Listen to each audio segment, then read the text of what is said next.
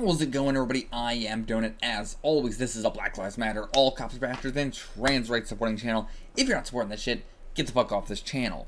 This is Barry, Season 3, Episode 7, Candy Asses. Who cares what I think is going to say this time? I don't think it's been a main character at any point. I think it's always just minor little characters. But Candy Asses, I'm gonna guess it's the guy with the scar on his cheek, maybe? I don't know, I'm going very left field. Also wanted to talk a little bit about that chase scene from last episode. I want to talk a little more about that. Something that I really like in Barry, that most other stuff does not do, is like the Ronnie and Lily thing, like the very beginning of that episode, or this chase scene here, where Barry's wearing like a helmet or a mask or something, and that allows the stunt people to do a lot more than they normally would be able to do, because something that bothers me in a lot of stuff is trying to have the actor's face in there, or having a stunt double that looks a lot like them so you can do more stuff like that. But that means you gotta cut more. That means you just can't focus on stuff as much, and I feel like a lot of what makes these action scenes as interesting as they are is that they can just hold on them and let them take their time. And by doing and able to be able to do that, wearing a mask, wearing a helmet, adds a lot to that, so you don't have to worry about the stunt person very much at all. And I really like that. Something I have not been able to put into words, but now I am. So yeah, really love that. Let's get into this episode. If you want to get the full length, check it on the page down below for $4 a month. Let's get into it.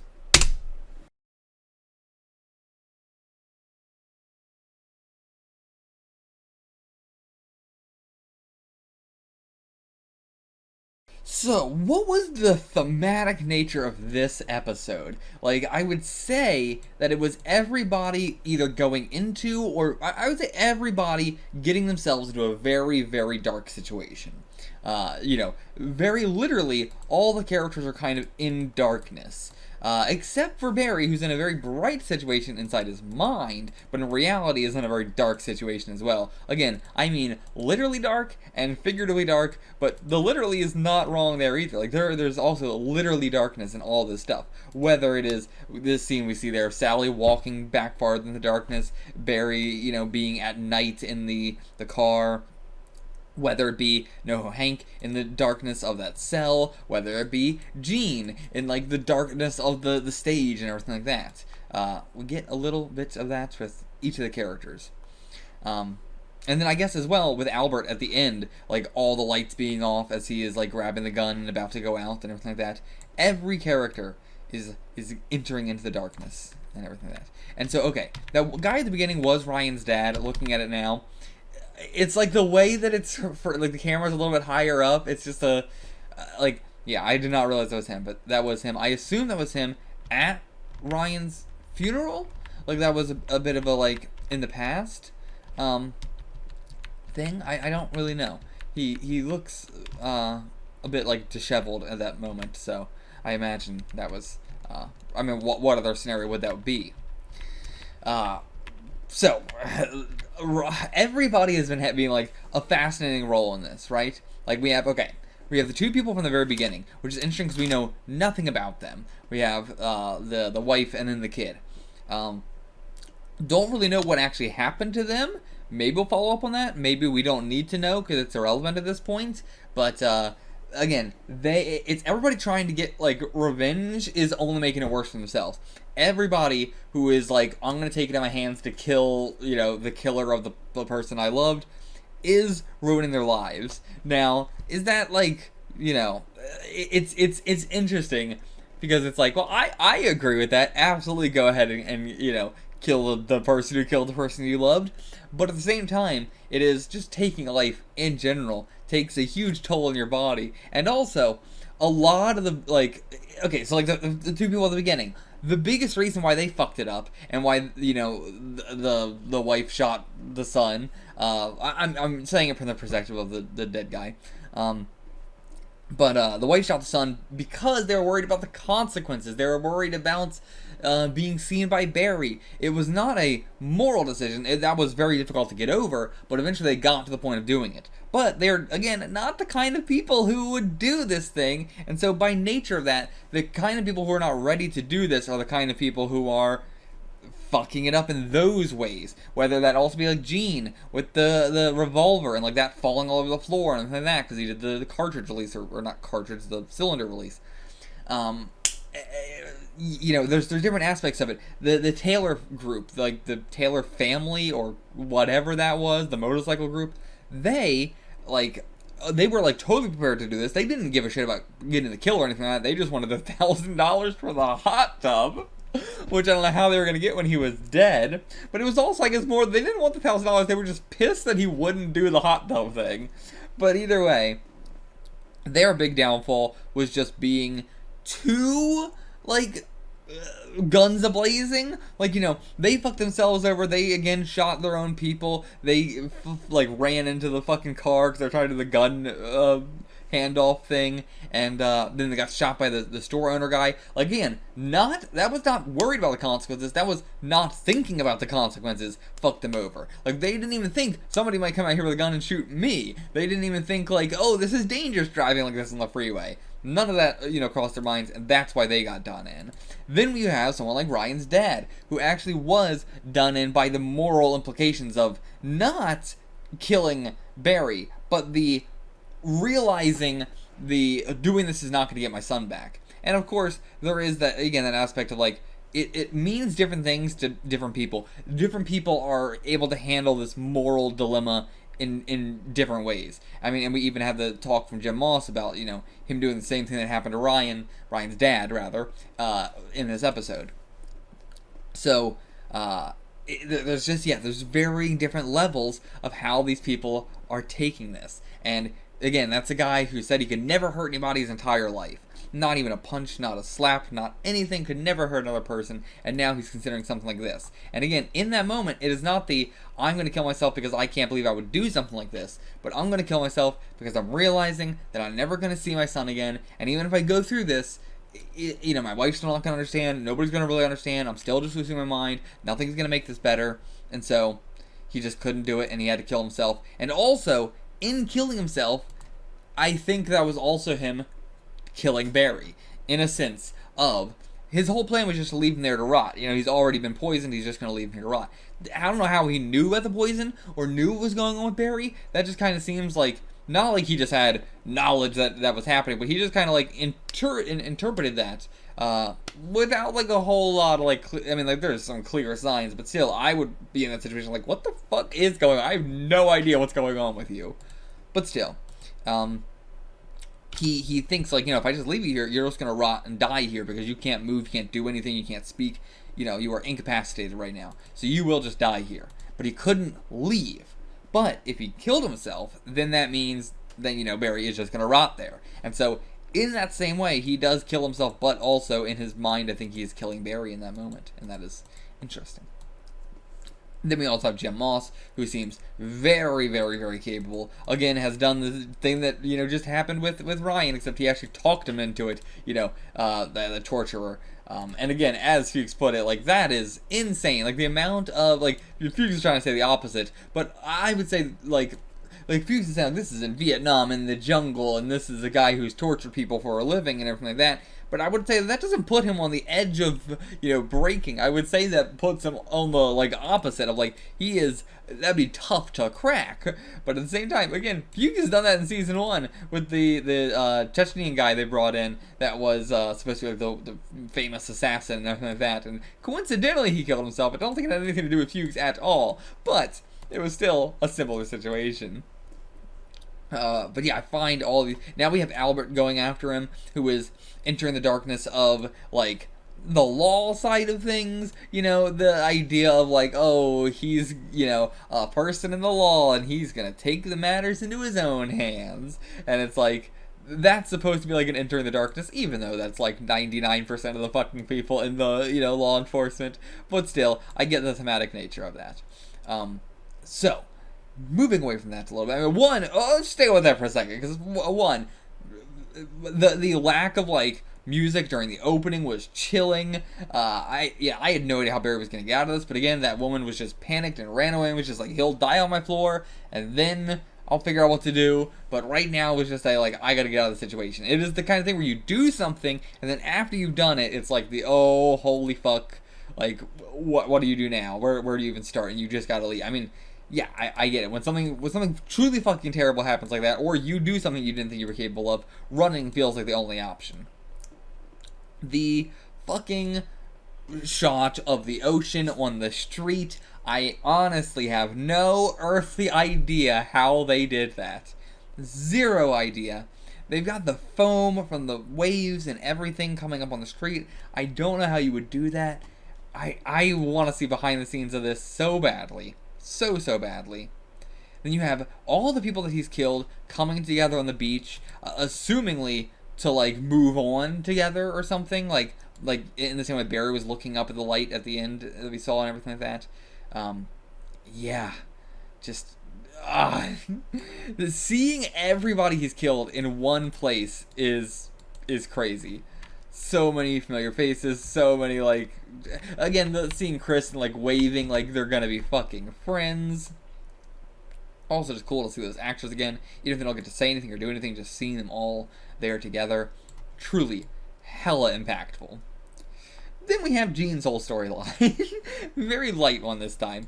But yeah, he's doing well for himself. I don't remember what her name was. They said it so many times. Let me find it real quick.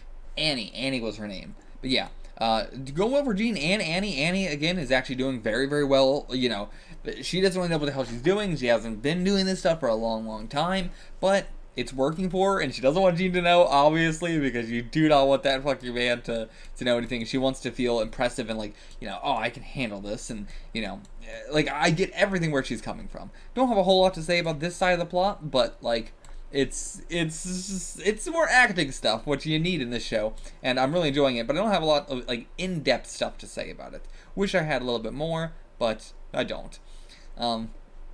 Then we have Jim Moss coming in there with that fucking epic shot of looking at the sweat on his brow uncontrollably. Like, that's shit that I worry about all the time. Like, any time anybody asks me a question, whether I am guilty or not, I will start to sweat on my brow a ton. I mean, people could ask me, what did you have for lunch today? And if it's a stranger asking me that, I will start to panic. I will go into full panic breakdown mode. I will start to sweat. I will stutter and try and be like, what did I have for lunch? Oh no, can I tell them I had that for lunch? Is that a socially acceptable thing? Or should I make up something more? Should I, you know, I am insane. I'm an neurotic, crazy individual. But that sort of shit bothers me all the time. I'm like, oh, they can see my red face, they can see the sweat on my brow, and they're gonna think I'm lying about something so stupid. Or just like at work, whenever it's like, oh, who did this thing? And not me, but I'm still going to start sweating like crazy, looking like the guilty party, because I'm just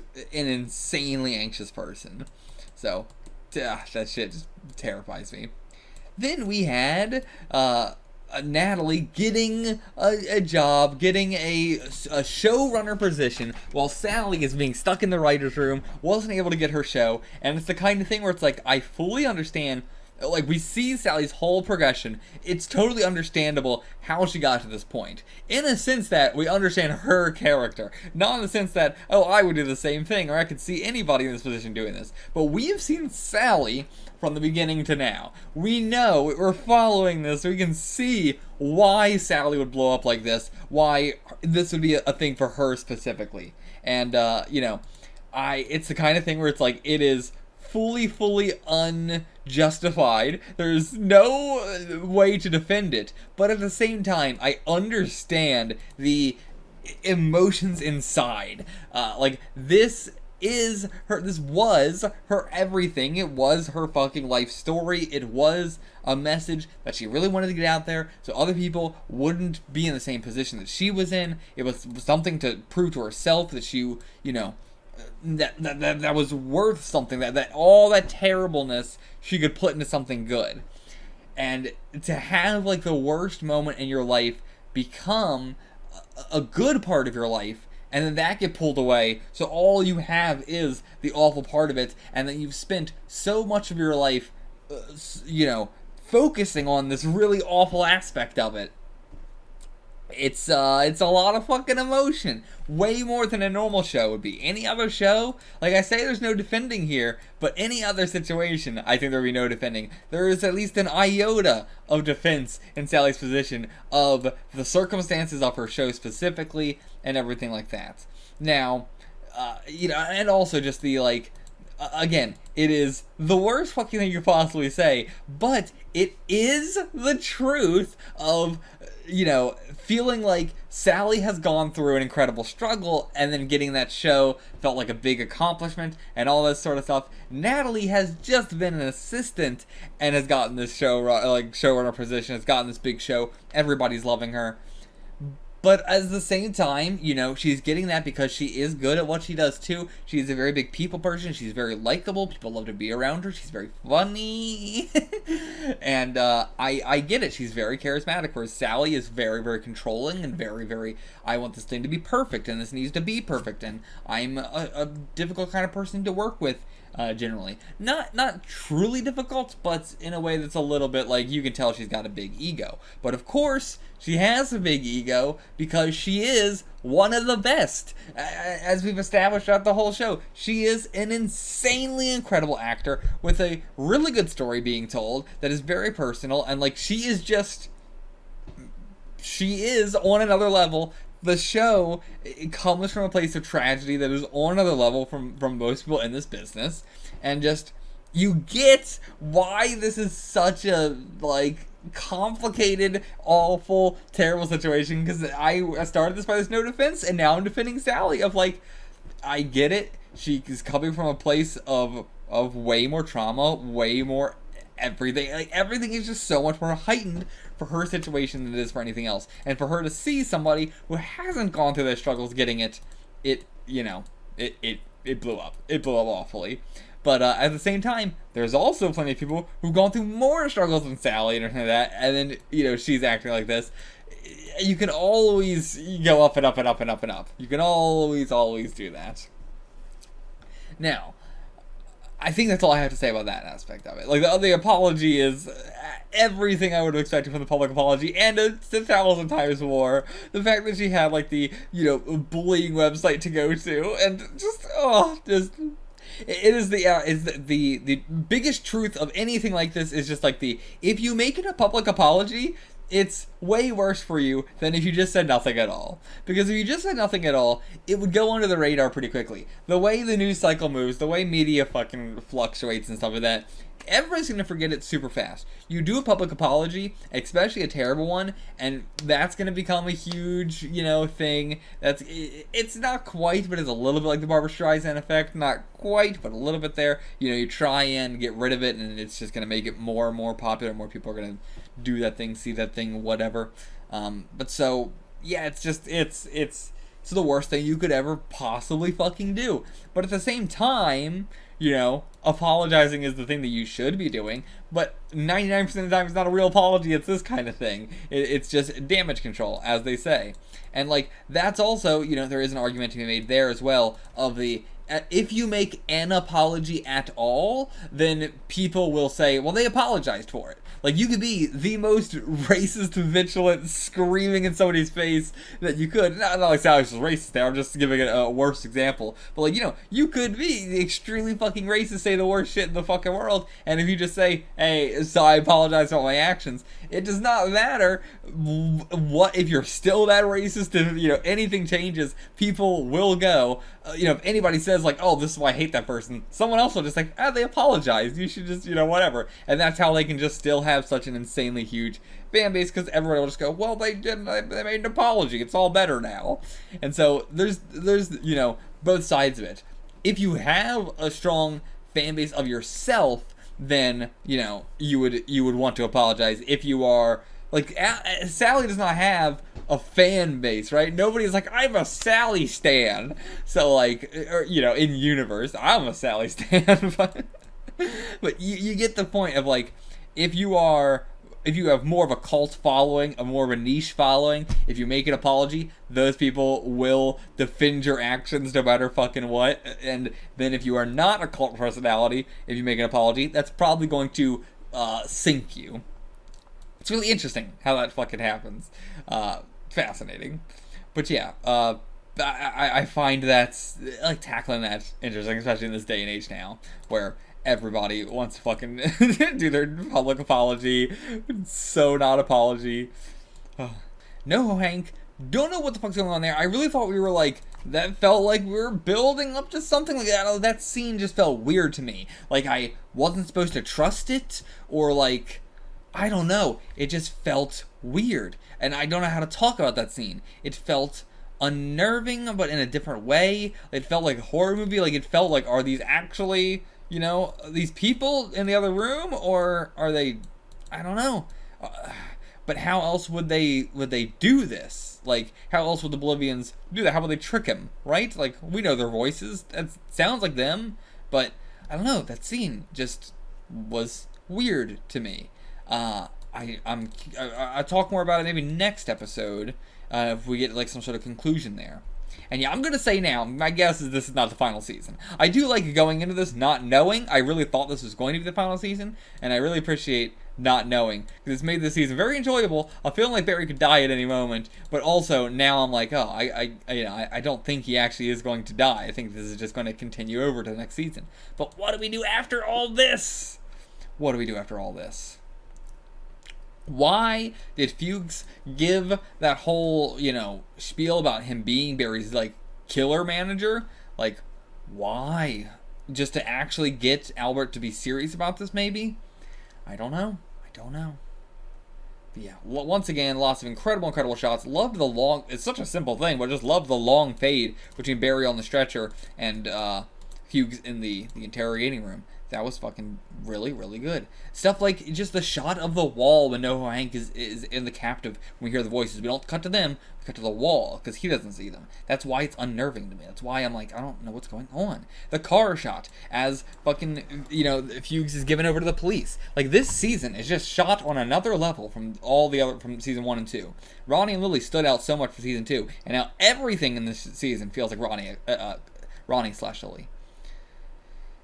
Every shot is I mean, I'm not seeing another show like this since Better Call Saul, where just every single shot is incredibly well fucking done. Like, I don't know how you do shots this well. I don't know how you have this level of consistency. It's insane. Truly, I've not seen anything like this since Better Call Saul. And again, Breaking Bad didn't even have this level of cinematography. Breaking Bad. What the fuck was that? Breaking Bad didn't even have as excellent cinematography as Better Call Saul's had. And this is, again, just... I would put it right up there with Better Call Saul. I wouldn't even say that Better Call Saul is better. This season is... It's so unique. Like, nothing... It's two similar directing styles, but not quite the same. Where... If I saw something like this in anything else, I would be like, that's a fucking Barry directing shot. If I saw something Better Call Saul in anything else, I'd be like, you're doing a Better Call Saul. I know you're doing a Better Call Saul. I know you're doing a Barry. But yet, they're both so separate at the same time. They both have these very, very auteur styles that are very similar, but also very easy to tell apart. It's just, it's so good this season.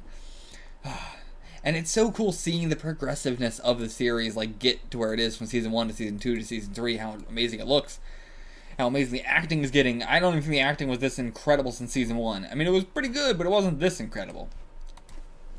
That's all I gotta say for this episode. I will see you guys for the next episode. Until then, get the fuck out of here.